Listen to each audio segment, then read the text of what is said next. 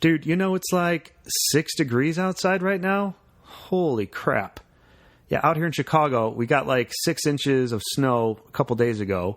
Now it's like -0 outside and like crappy wind blowing everywhere. And the forecast is we're going to get another like 10 inches in the next 24 hours. So I'm so looking forward to it. But what a great day to lock myself in a little room with very little light and no other company, alone in my office, and record some podcasts. Yes.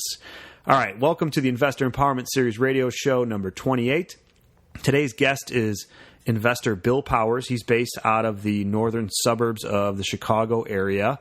Bill has been an investor for the last 5 years or so. He is an active fix and flipper, as well as a rental property owner. He's got about 175 properties that he maintains through his own ownership, as well as different client/partners, as he puts it, that he works with and for.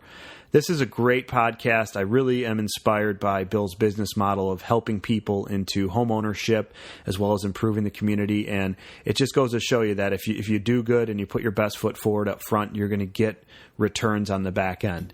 Another episode you can't miss. Welcome to the Investor Empowerment Series radio show, empowering your real estate investing with techniques, opportunities, and information, minus the BS and sales pitches. Now, please welcome the host of the Investor Empowerment Series, Joe Mueller, from the Tough as Nails Investment Syndicate. Joe Mueller.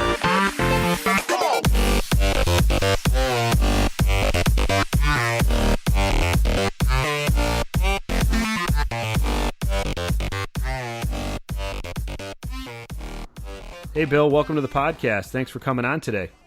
Thanks, Joe. Glad to be here. Awesome. I'm really excited. I know enough about your business to be a little dangerous. I heard you on the Bigger Pockets podcast earlier this year, and to be honest, it was one of the better ones I've heard in a long time, especially since you're local to our area up in Waukegan, which is for the listeners, the northern suburbs of Chicago. And I'd really like to kind of dive into a little bit more on how you got started and, how it all evolved to the size of the business that you have today. Sure.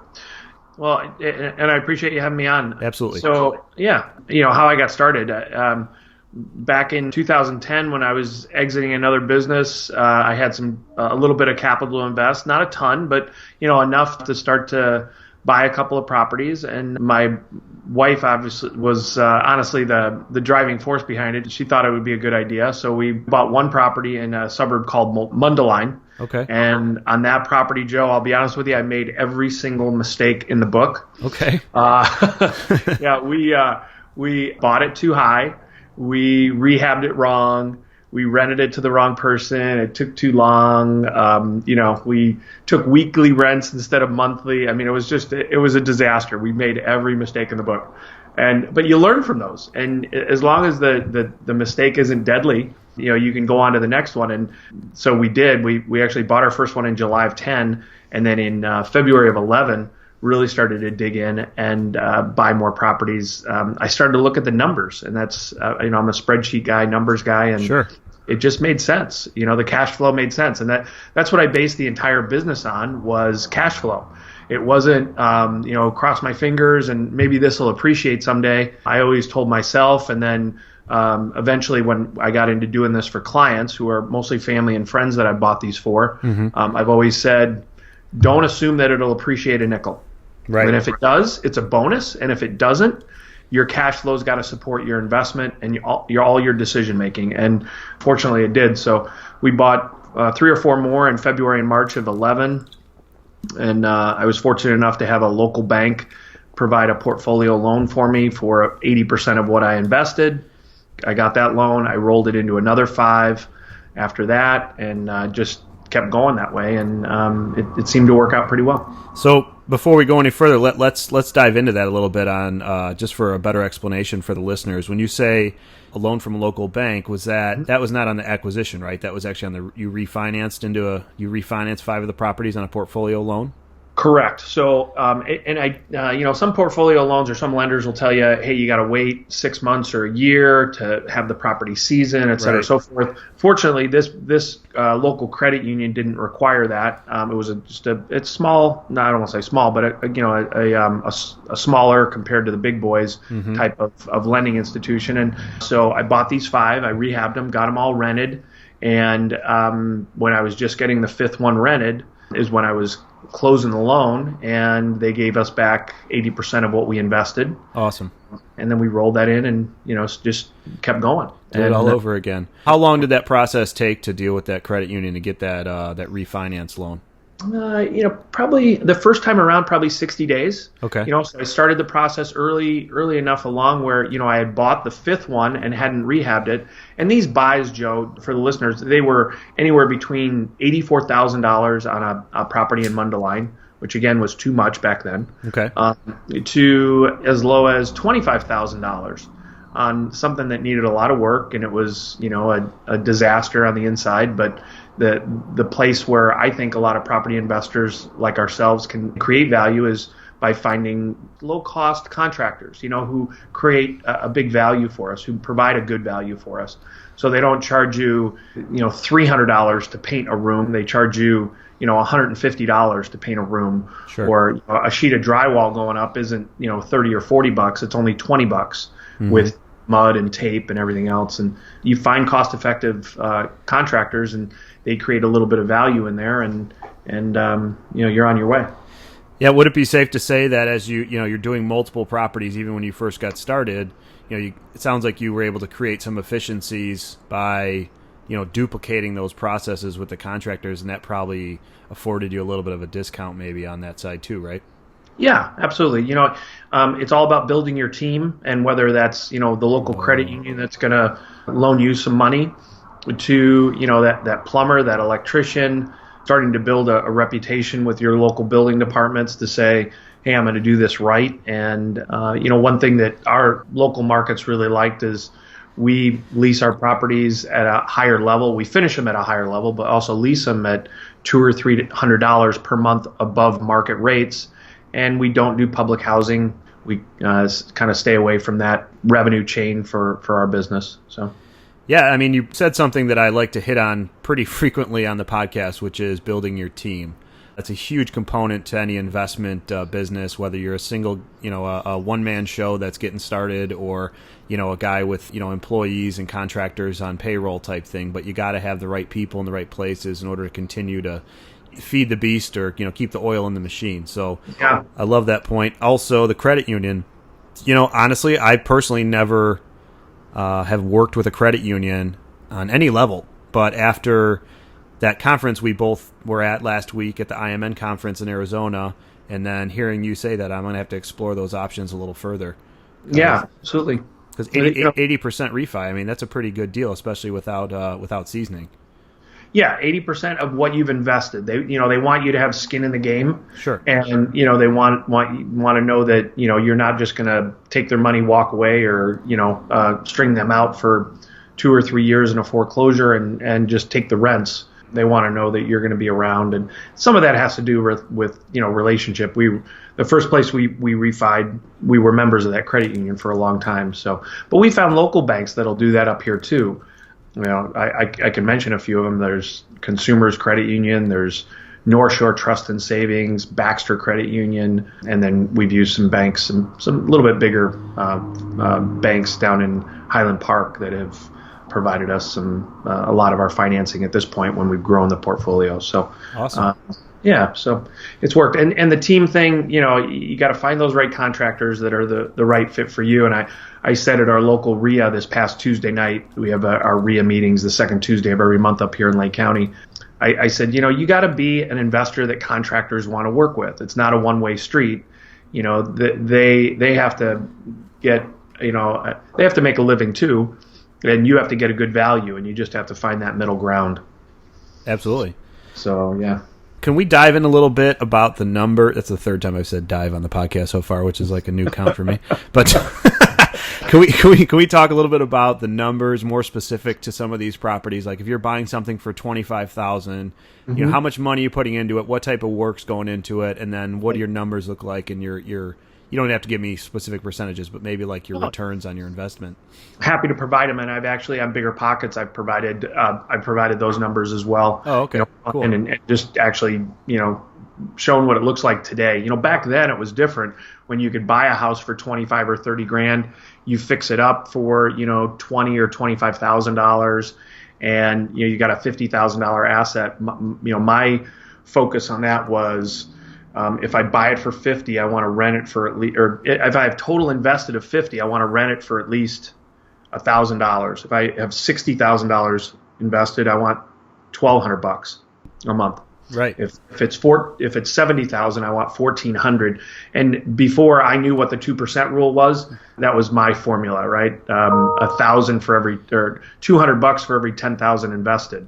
So. Sure. It actually turned out to be what was, similar to what this, big community was trying to achieve as well. And so it was ironic, but that was our focus. And we tried to find contractors that would help us get to that point and deliver a really good product. And the other thing that we did with our leases, and we still do that today, is we do 3-year leases on our single family homes, not 1 year, not 2 year, but 3, to try to find somebody who's really committed to, stay in the property and avoid the cost of turnover, which is one of the biggest costs that Sure. all of us investors have to bear at some point or another. Great point. So, yeah, I mean that's something I try to hit on as well. And I know I'm similar to you. I try to maintain or only rent to tenants on a long-term level because of that reason. Because 1 month's rent plus repairs can eat up a significant amount of an annual net profit that you're bringing in on a property. I was going to just circle back real quick on the 2% rule. I don't think that's something we've really discussed in the past, at least on the podcast here. Can you maybe, I understand, basically you buy a property for $50,000. Ideally, you'd like to see it rented for $1,000 a month. And what Bill's referring to is the fact that it's kind of a gauge of reference as well. When you are looking at properties to add to your portfolio, you can take that acquisition price or your potential purchase price and, run those numbers to see if it actually meets what the market rent will bear. So it's a good way to kind of single out the good assets from the ones that aren't going to work, depending on, where you're buying and what your price points are. Right. Awesome. No, absolutely. Yeah, it's said so many times in our little BP community, but it's all about the numbers, right? It's all about analyzing it and deciding. It's not emotional. It's what's a good investment for these dollars, and if you can achieve that 2%, your cash flow is going to be really, really strong. Right. And if you don't achieve that 2%, then you got to have drivers that are making you step out of that formula. And for me, some of those drivers have been what I call IE or instant equity. If I can create enough instant equity on a property immediately, then even if it doesn't hit that 2% rule, if it's 1.5 or 1.3 in an A market, like has just outstanding schools, or it's 0.7 or 1.8 in an area that has, it's a C plus area, at least you're creating a lot of instant equity. So I try today in this market to at least create $30,000 of instant equity, meaning what I have invested in it, I can immediately turn around and sell it for at least $30,000 more if I wanted to flip that property. But oftentimes I want to rent those if I bought them at a low enough price point. And now our thresholds, Joe, are really, anything below 60 grand is more of a threshold, whereas before, I was looking sub 30 or sub 40. But, right. Over the past 5 years, as we all know, the market's changed quite a bit. Sure. And, in our little pockets around Chicagoland, the values of the properties have just gone up exponentially. Sure. Because a lot of them were hit so hard, including up here in Waukegan, where I remember looking at numbers back in 2012. The average buy here in our little town was, and little, it's 100,000 people up here, but was $52,000 back in late 12. Mm-hmm. Now the average buy is over 120. Wow. And that includes the distressed inventory and the fix and flips, which I've even done a couple of flips up in this market for our clients, and it's worked out really well. Now, are you licensed? Are you a licensed broker? I'm not. Okay. No. Mm-mm. No, I work with a variety of brokers out there that bring us deals, and Sure. We're always looking for more properties to buy. We're not expanding our own portfolio now. I mentioned earlier we do this for family and friends, and so I identify investments for them, and they look at them, and we buy those properties, we fix them up, and then we get them ready for the market. And do you flip them, or is that partnering with family and friends for rental? For rental and for flip. Okay. Right. So, we do both, depending on what their appetite is. Sometimes they want to raise some cash, and so we'll do a couple of flips, and then we'll go back and we'll do 5 rentals, and it just depends what their need is. And I've introduced all these folks to local banks and credit unions that have financed some of my stuff, and they've had some of those relationships on their own as well. I work with one larger client who has 100 rentals up here.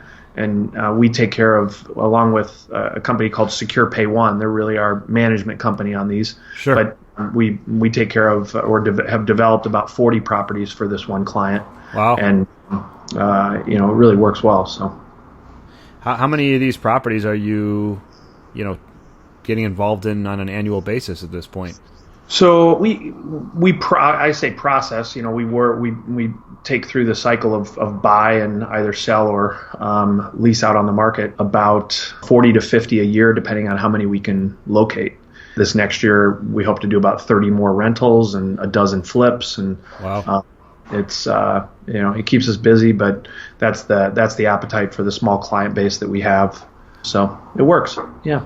Yeah. I actually had Linda from Secure Pay One on the podcast back in episode number 13. For listeners, for the listeners that are curious about how her business works, and what you explained was, and we don't need to get into it specifically because I know there's a lot of detail on her side that I wouldn't want to do any disservice to by trying to explain. But essentially, it's kind of an option to manage your properties without having a full management involvement from a property manager. I mean, do you think that's accurate? Yeah.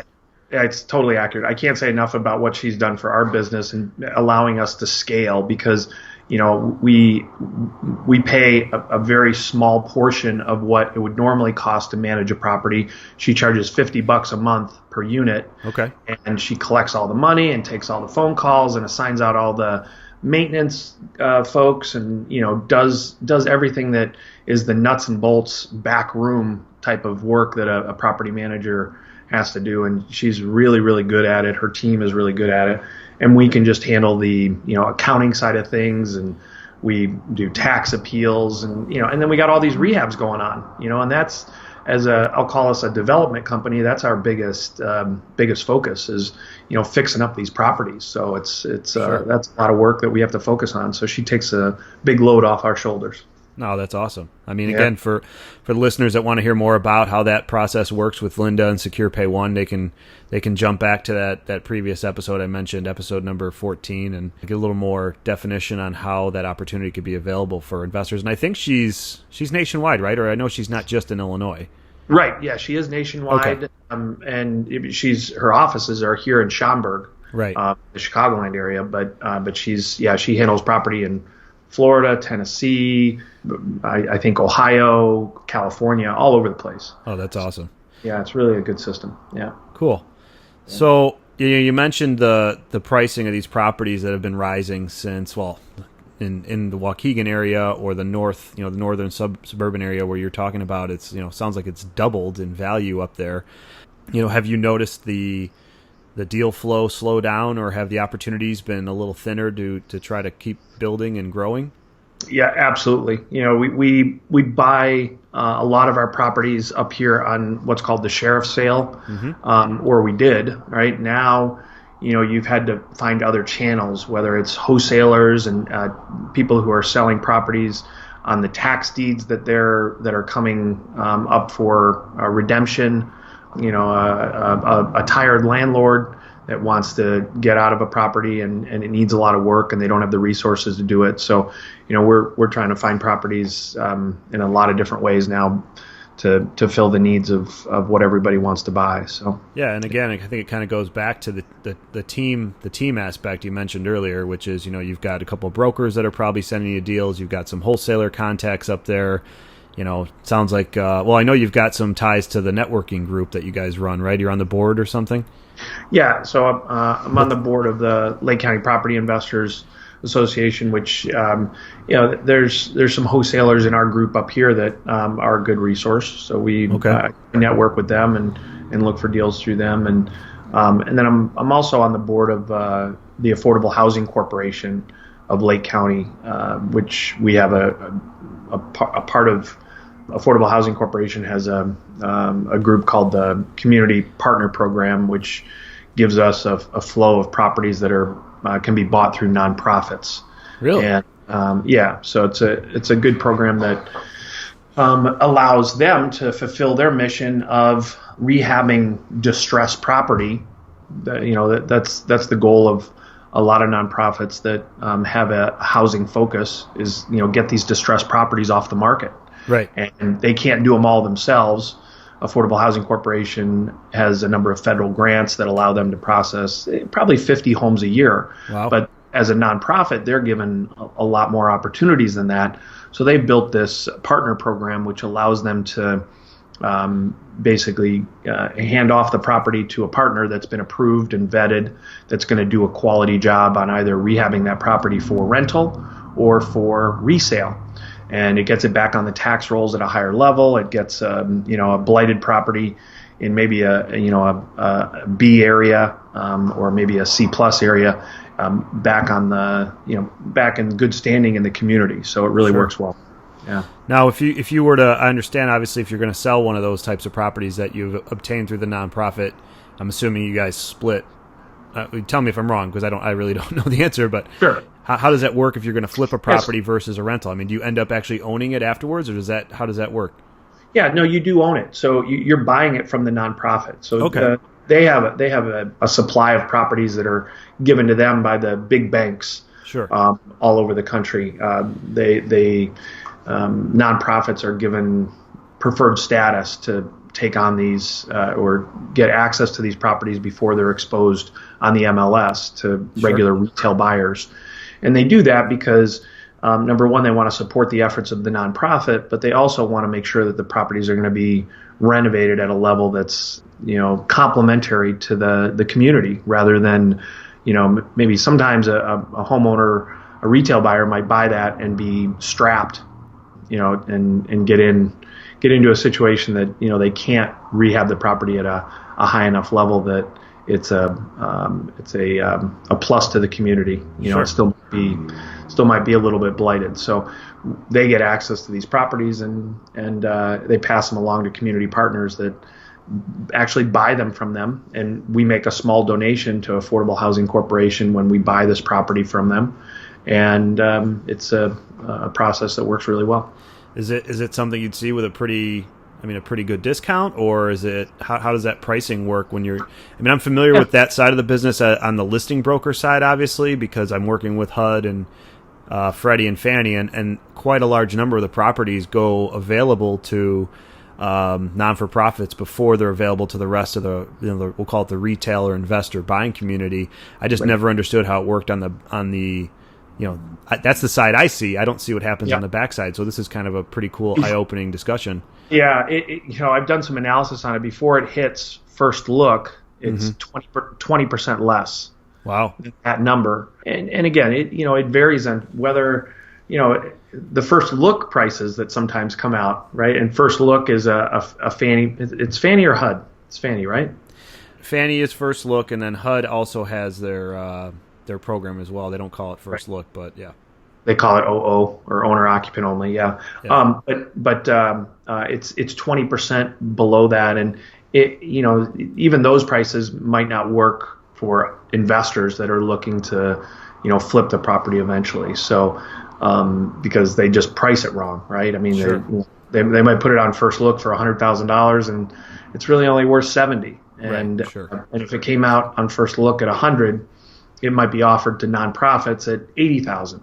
Okay. Still not a good enough number, but oftentimes they're they're coming in at the right number that allows us to, process through our community partner program up here, maybe 20 homes a year or so.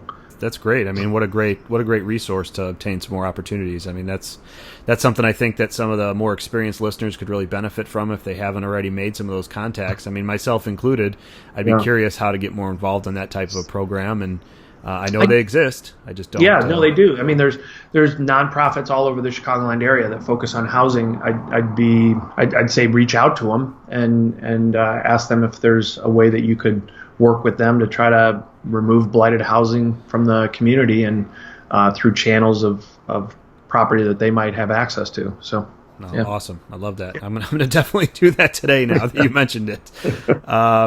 So I know you mentioned earlier in the podcast, and I'm going to change gears a little bit here, about how you are renting your properties for $200 or $300 more than what the going market rate typically is.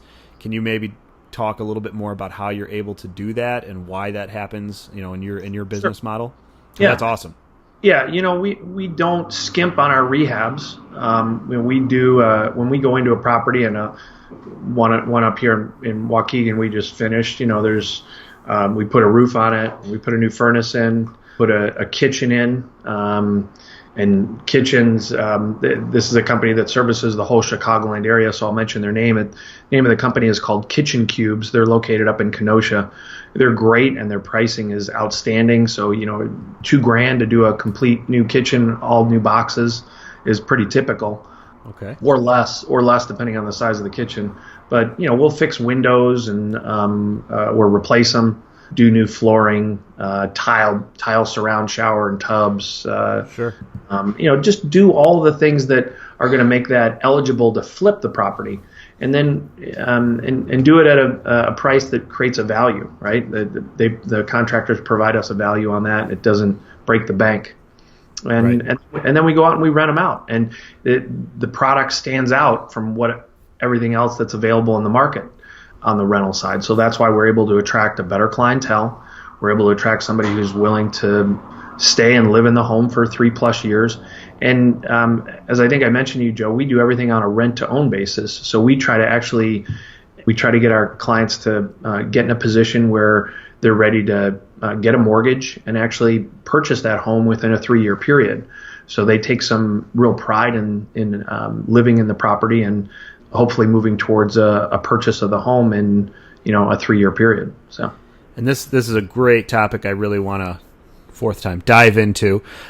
We didn't talk about it yet on the podcast, but I know offline beforehand, I was aware of the fact you guys were on a rent to own model, and I actually just brought it up in my podcast because obviously we were at IMN together, and I was on one of the panels, which one of the topic of the panel was about rent to own, seller finance, things of that nature, and I actually broadcasted the recording from IMN on the podcast, which will be out in a couple weeks. But that said, can you talk just for maybe the investor who's not really sure exactly how that works? Maybe give us some specifics on how that rent to own model is executed, because I know it can be a little complicated depending on paperwork and how that all works.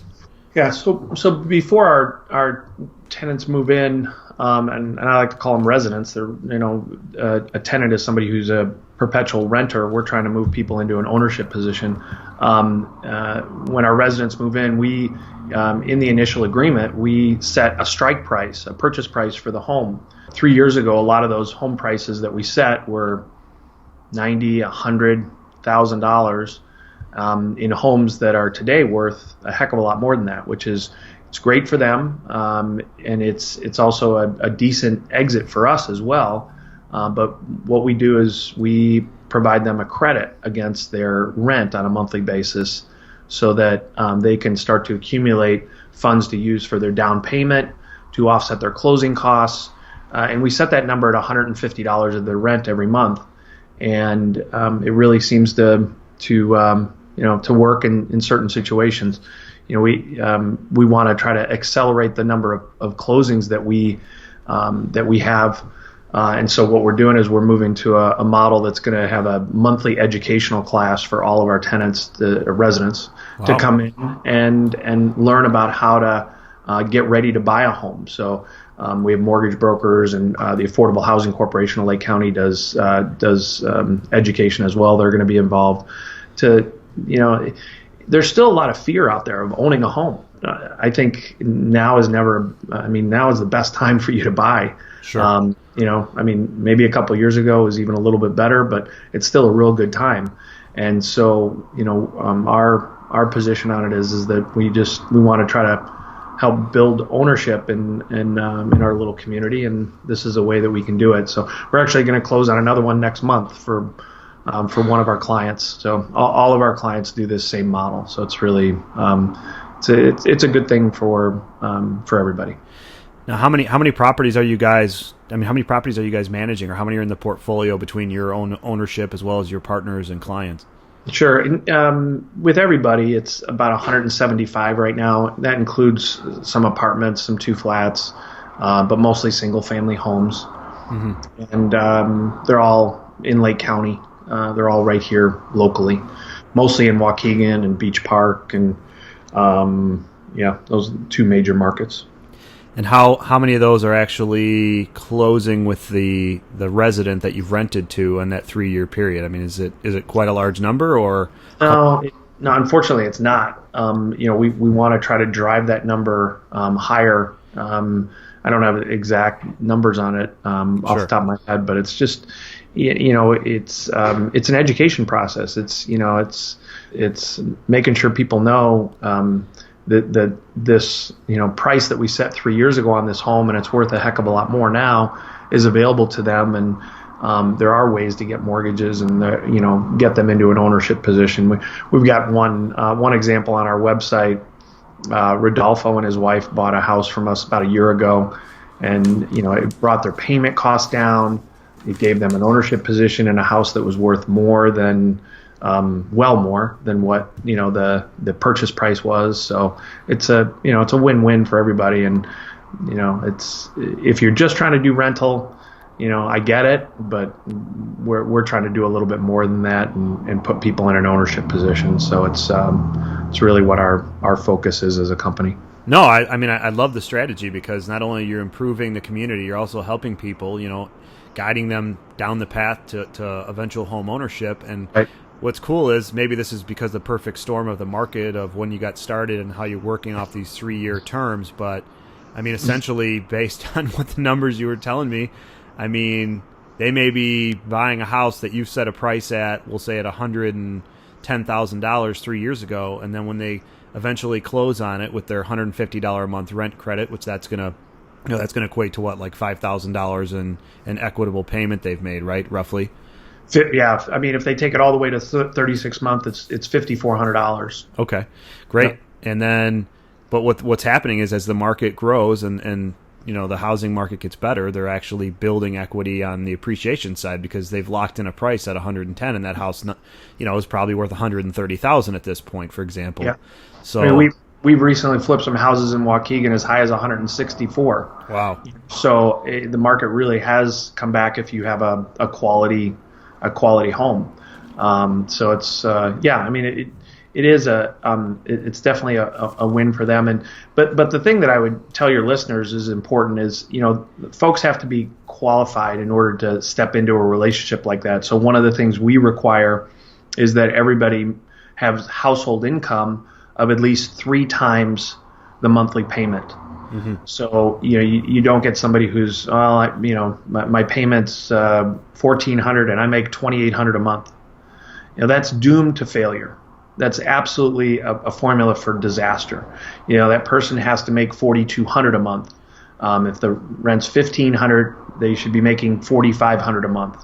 Sure. Just like you're stepping into a mortgage, you want to be in a position where you can afford these payments and accumulate this money towards purchase. So that's an important part of this.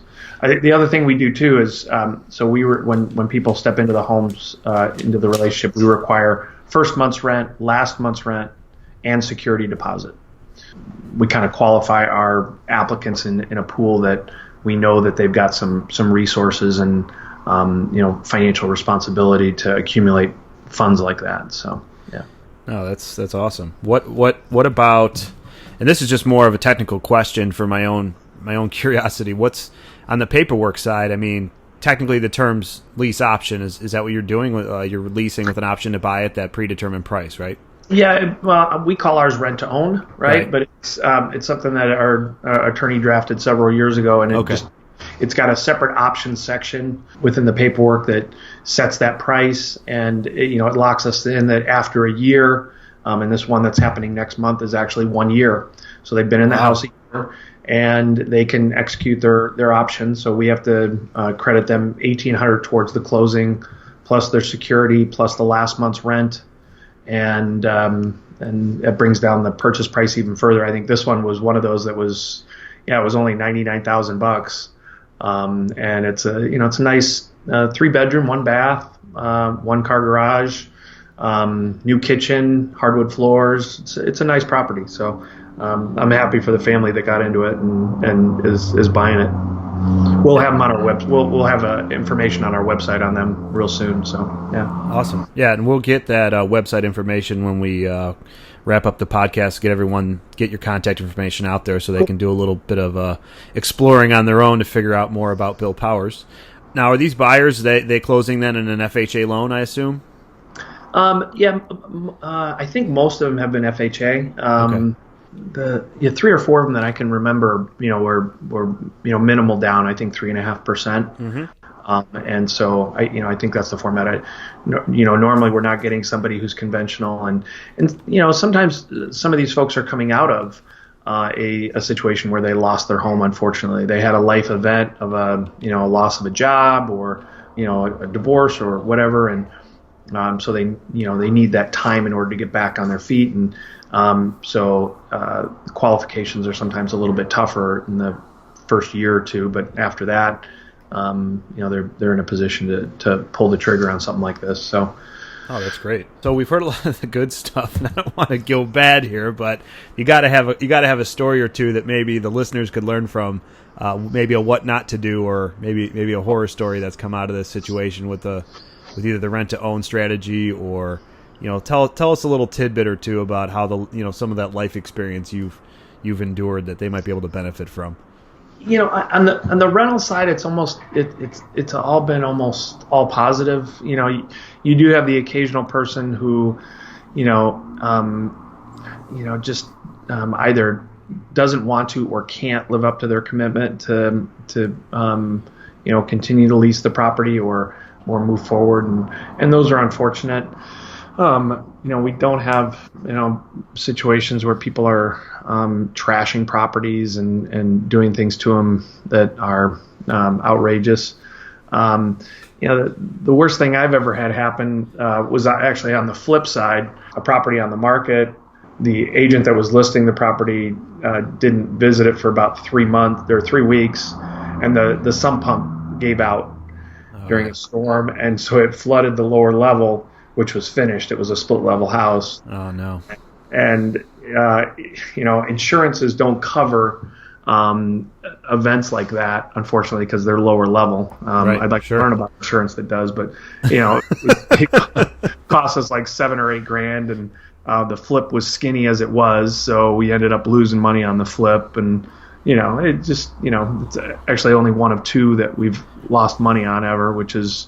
you're bound to have that happen, but sure. But that's probably worst experience, I would say. Yeah. Well, no, great point. I mean, if you haven't lost money on one of your real estate investments, then you haven't done enough real estate investments. I think it's the end of the story. Shit happens. Pardon my language, but absolutely it does. Yeah. And the insurance side, I know I talked about it on a podcast with Dan Clarton. I think it was like episode 23 or so, but we were talking about homeowners insurance and how.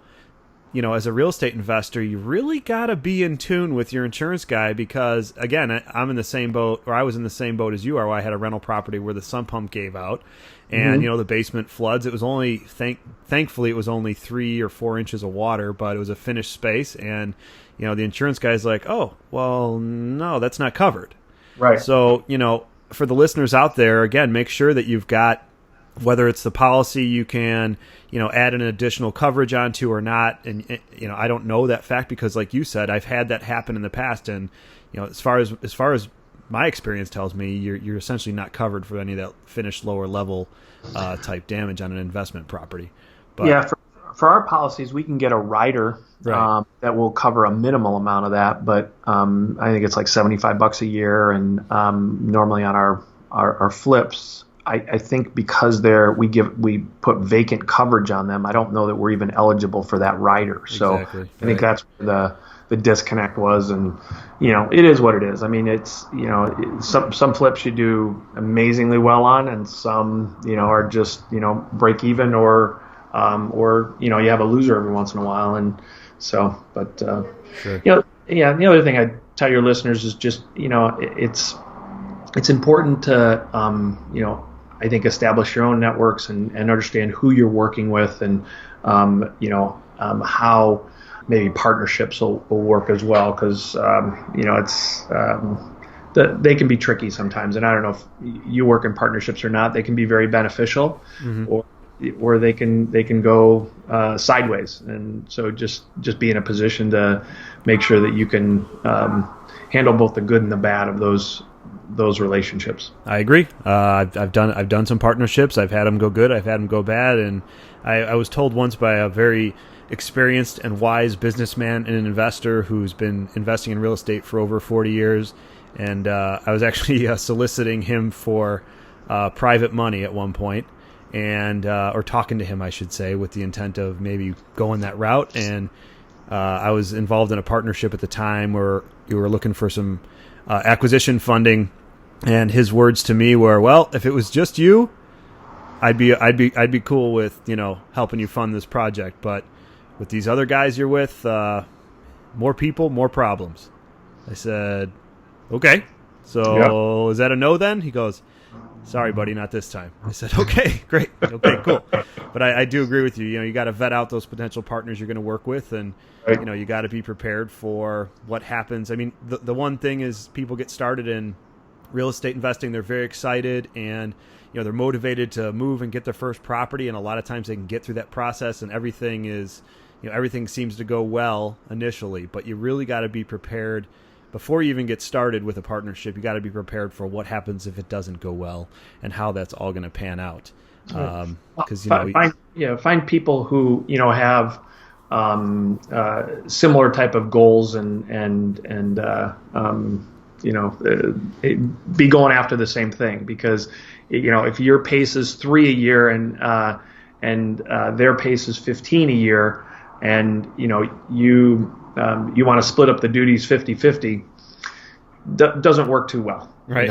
So that's food for thought. There you go. Absolutely. So I want to, and this might be a long answer for you, but I'd love to hear what your advice would be to an investor, newer investor perhaps, or somebody that wants to dive in to build their rental portfolio. God, what is that? The 5th time I said dive? That is awesome. Yeah, that's cool. That's cool. Just who does that a lot too, though, is Brandon. Brandon says that. Brandon, huh? A bigger pocket. I think he does. Brandon or Josh, one of the two. But anyways, yeah. Yes. Did I tell you that that Brandon was out there? This is a shout out to Bigger Pockets podcast here, but yeah, you did. Brandon was at the conference. Yeah. Yeah. He's one tall dude. Yeah, you said. Yeah, I didn't realize it from the podcast, but I was looking at the tops of everybody's heads for him, but I never saw him out there. No, I didn't see him either. It's funny. It's funny too, because after I got back, I get a couple emails from some of the other individuals I've met over the years in the industry, and some of them put out some, I guess, just informative, hey, I was just at the IMN conference. It was awesome. Here's what I learned type emails out to their networks. And I'm like, hey, you were there? One guy is Mark Ferguson out of Colorado. And he's like, yeah, man, I was everywhere. He was like, I was there for 4 days. I go, I don't know how it's possible that I couldn't have ran into you there, but it's a big conference. Yeah, it's big, but it's not so big that you're not going to probably see somebody. There was only 500 of us that were really attendees, and then another 100 or so people that took care of the exhibits. And Sure. You were you in charge of one of the panels, so you were more in that group of the entertainment or the education per se, right? Yeah. You obviously didn't sit through that panel because it wasn't very entertaining at all. I was like, what's funny how that worked, and I was going to announce that at the beginning, was they ask you to be on a panel. They kind of vet out what your experience is like. You send in a bio and things like that. And the guy who runs it's like, yeah, so we've got this panel covering the seller finance land contracting. I go, okay, cool.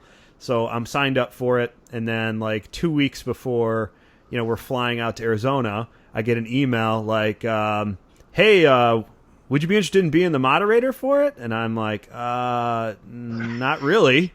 I mean, I don't want to be the moderator. And then he replies back and he goes, well,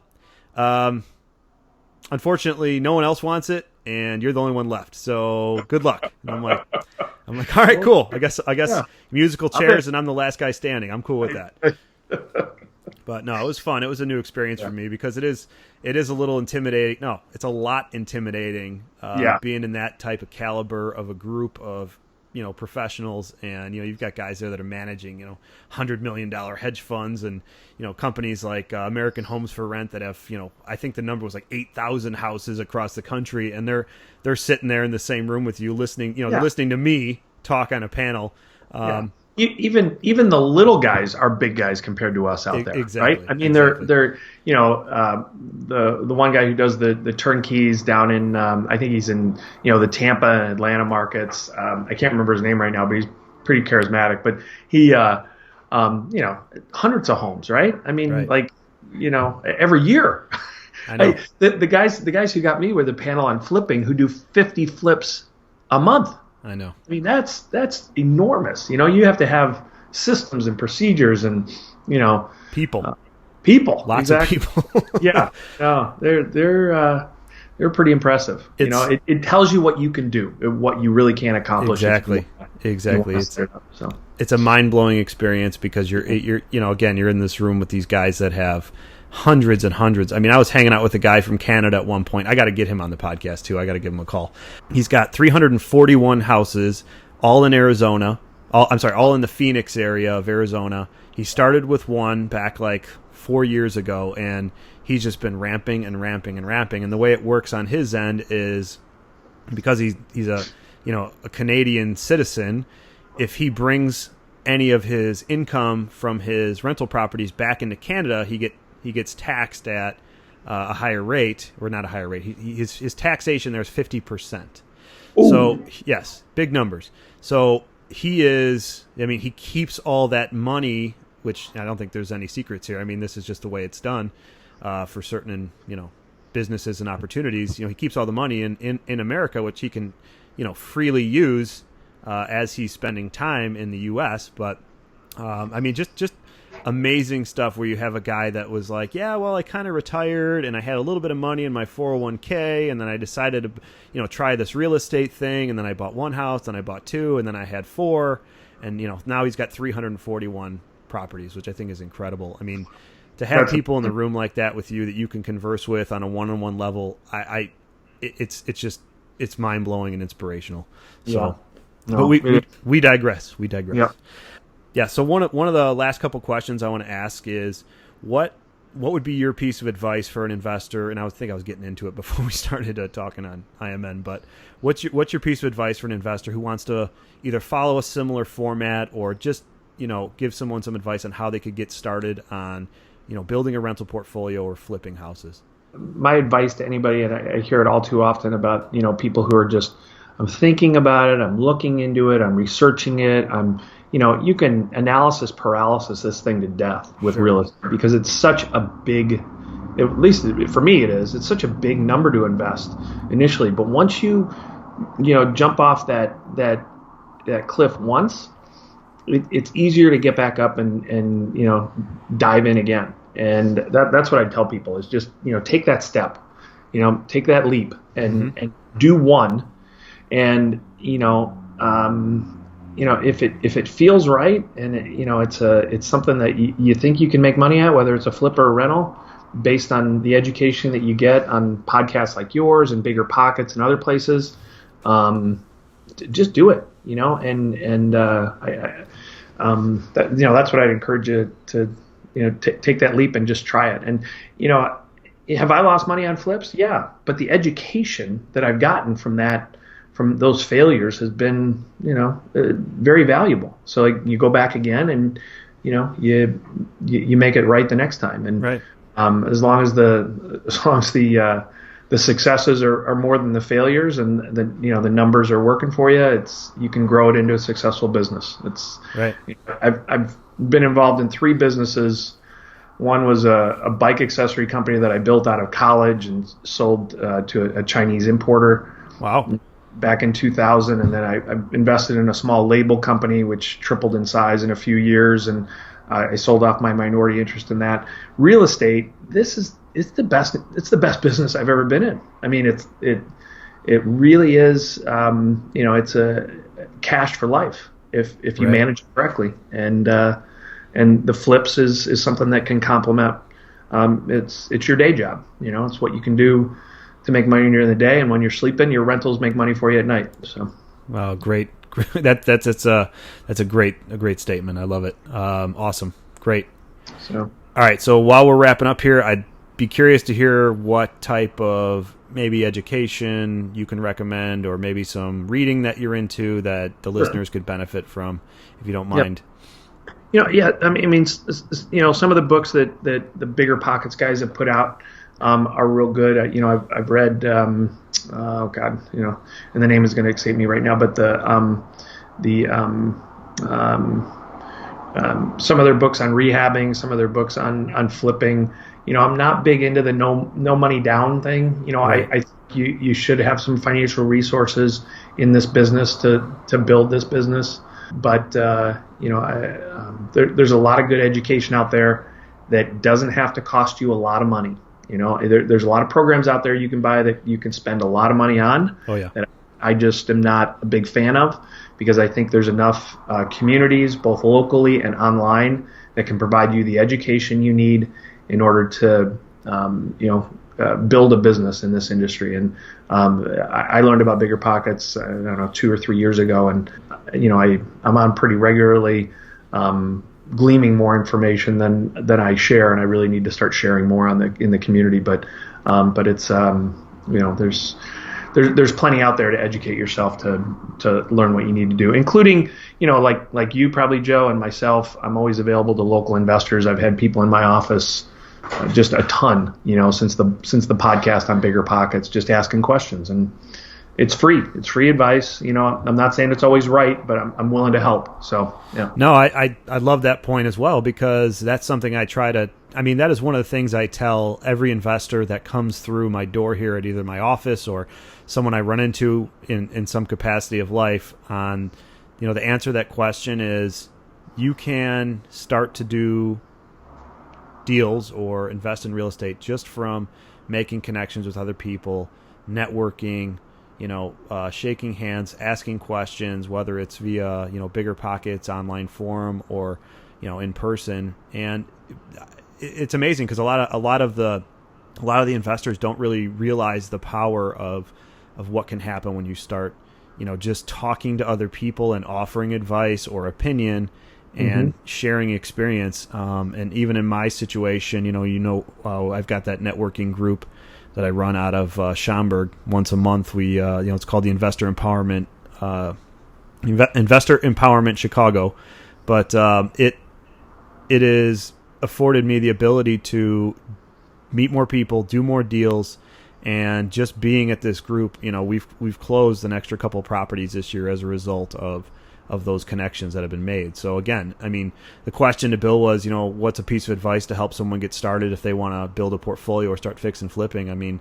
That's one of the answers is, just start meeting with people and networking, reach out, cup of coffee, breakfast, lunch, whatever. Absolutely. I always say, that friend of mine who was down at IMN with me, said, God, this is the most open, sharing group of people and conference that I've ever been to, because he comes from the financial world, which is, keep the cards close to your chest, right? Type of folks. He's like, wow, this is really refreshing. And I said, yeah, it's just, I can't buy all the deals. You can't buy all the deals. If I lose a deal to you one day and you lose one to me, you know what? It's all good, right? Right. It's, there's enough out there for everybody. And I agree. You just gotta, it comes back to you if you're, I think somebody who's supportive and helpful of everybody around you. So I completely agree. Just ask is what I'd say. Right. Yeah. The book you were talking about, I think you were trying to reference, was the Bigger Pockets book on flipping houses, written by Jay Scott, which I know I actually bought that book as well and gave it a read. It has a lot of the cost breakdowns for different types of repairs and rehabs, depending on the quality of the finish you're looking to do. So that's a great book that no one's mentioned on the podcast yet. It's a healthy read. I think it's like 300 or 400 pages, but very informational, even for the guy who's done 20 or 30 flips. I mean, it can help you understand, estimating your costs up front and, what you should be paying area specific. And I think that's awesome. So we're going to go ahead and wrap it up. I really appreciate, the time you spent with me today, Bill. I know it's valuable. I know you got lots of things to do, and, this has been a great opportunity to hear, your side of the story on how you got started and how other investors can do the same as well. What's the best way for our audience to learn more about you or get in touch with you if they'd like to? Sure. Our website is www.rtoproperty.com. RTO, rent to own, property with a Y.com. And my email address is bill@rtoproperty.com. So either one of those will work well. Awesome. Yeah, I'll put that in the notes on the description of the podcast for anybody who's listening, so they can jump back in and look at those if they want to contact Bill. Again, thank you for your time today, and here's to a prosperous 2017. You too, Joe. Thank you. All right, I'll talk to you soon. Yep. Thank you. Thanks for listening to another episode of the Investor Empowerment Series radio show. Be sure to tune in next week for another empowering episode. We welcome your feedback, so please rate us on iTunes and Stitcher, and visit us at www.investorempowermentchicago.com or TannisGroupRealty.com.